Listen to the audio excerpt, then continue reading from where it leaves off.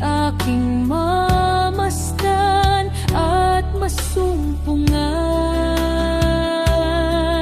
Nais kong makita ang iyong ningning, ang likas mong kalwalhatian at kapangyarihan. Walang papantay, walang hihigit sa iyong dakilang pangalan.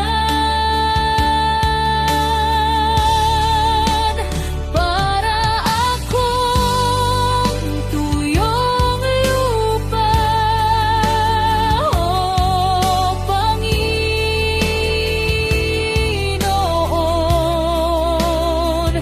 na tubig mo ang tanging lunas sa gitna ng tigang na disyerto ng buhay.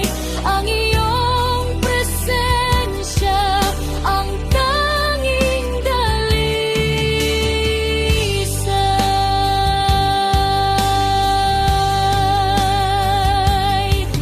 sapagkat